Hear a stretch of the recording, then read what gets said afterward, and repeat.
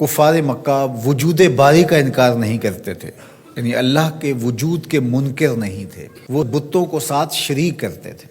وہ کہتے تھے کہ اللہ موجود ہے، کار ساز حقیقی ہے، لیکن یہ بت بھی اس کے ساتھ کاموں میں شریک ہیں۔ اس وجہ سے وہ مشرک ہوئے۔ اس کی ذات میں یا اس کی صفات میں کسی کو شریک مانا جائے تو بندہ مشرک ہو جاتا ہے، کافر ہو جاتا ہے۔ دوسرا، وہ رسالت کے منکر نہیں تھے، نفس رسالت کے، کہ رسول نہیں ہوا کرتے۔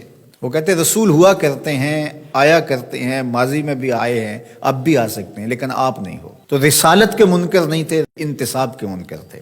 اور تیسری بات، عقیدہ آخرت، اس کا وہ سرے سے انکار کرتے تھے۔ وہ کہتے تھے یہ تو ہو ہی نہیں سکتا کہ جب ہم مر جائیں، مٹی میں مل جائیں تو دوبارہ اٹھائے جائیں۔ تو وہ باس بعد الموت کا بالکل انکار کرتے تھے۔ وہ کہتے ہیں یہ تو بات سمجھ میں نہیں آتی، جب ہم مر جائیں گے، جب ہم مٹی میں مل جائیں گے، ہڈیاں ہماری رل جائیں گی، تو دوبارہ کیسے ہمیں زندہ کیا جائے گا؟ یہ کیسے ہو سکتا ہے؟ نضر بن حارث باقاعدہ کسی قبرستان سے پرانی بوسیدہ سی ہڈی اٹھا لایا اور آقا کریم علیہ السلام کے سامنے آ کے کھڑا ہو گیا اور اس ہڈی کو توڑتا ہے اور اس کے ریزے زمین پہ گرتے ہیں اور کہتا کیا ہے؟ من یحیی العظام، ان ہڈیوں کو کون زندگی دے گا؟ وہی رمیم، جب یہ اتنی خستہ ہو گئی ہیں، بربری سی ہیں کہ ہاتھ کا لمس بھی گوارا نہیں کرتی اور گر پڑتی ہیں، تو ان ہڈیوں کو دوبارہ زندگی ملے گی؟ اب اس کا جواب سنیے۔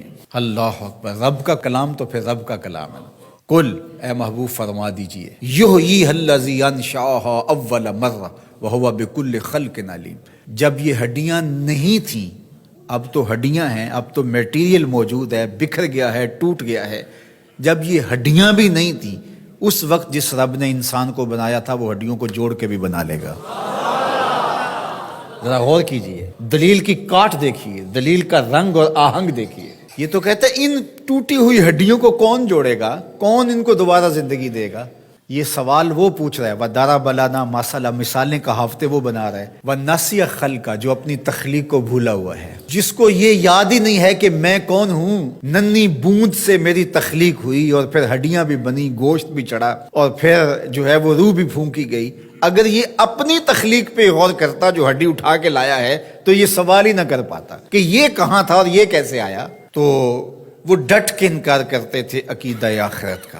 تو یہ شروع سے رہا ہے، لوگ عقیدہ آخرت کا انکار کرتے ہیں۔ آج بھی بہت سارے لوگ عقیدتاً آخرت کا انکار کرتے ہیں، عملاً اور رویتاً بہت سارے لوگ انکار کرتے ہیں۔ جو آخرت کو فراموش کر بیٹھتا ہے اور دنیا کو ہی سب کچھ سمجھتا ہے اور آخرت کی بالکل تیاری نہیں کرتا، وہ بھی آخرت کو فراموش کیے ہوئے ہے۔ اللہ اکبر۔ تو اللہ تعالیٰ جل شانہ نے اپنے پیغمبر کے ذریعے سے اس تیقن کو کس طرح لوگوں کے سامنے پیش کیا۔ جب ابراہیم علیہ السلام نے کہا رب ارنی کیف تحیی الموتیٰ، مالک میں دیکھنا چاہتا ہوں کہ تو مردوں کو زندہ کیسے کرتا ہے۔ قال اولم تؤمن، کہا کہ تجھے یقین نہیں؟ قال بلا، مالک کیوں نہیں؟ ولکن لیطمئن قلبی، لیکن میں چاہتا ہوں کہ دل میں اطمینان اور زیادہ پیدا ہو جائے، یقین کی اور پختگی نصیب ہو جائے۔ قال فخذ اربعۃ من الطیر، کہا 4 پرندے پکڑ لو، فصرہن الیک، اور ان کو اپنے ساتھ مانوس کر لو، پھر ان کو ذبح کرو، ٹکڑے کرو، گوشت بناؤ، قیمہ کرو اور مکس کر کے مختلف پہاڑوں پہ ڈال دو۔ کہا اب ایک ایک کر کے جانور کو پکارتے جاؤ، یاتینک سعیا، آپ دیکھیں گے دوڑتے ہوئے تمہارے پاس آئیں گے۔ اب کسی کی ٹانگ کا قیمہ اس پہاڑ پہ ہے، کسی کی گردن کا قیمہ اس پہاڑ پہ ہے، کسی کے پروں کا قیمہ اس پہاڑ پہ ہے، کسی کے پیٹ کا قیمہ اس پہاڑ پہ ہے، لیکن جس جانور کو پکارا ادھر ادھر سے اس کے اجزاء نکلے، جڑے اور وہ دوڑتے ہوئے جناب ابراہیم کی خدمت میں پہنچے۔ تو کہا ہم ایسے ہی مردوں کو زندہ کرتے ہیں۔ تو یہ ان کے یقین کو پختہ کرنے کے لیے تھا۔ تو تیقن کی دولت بہت بڑی دولت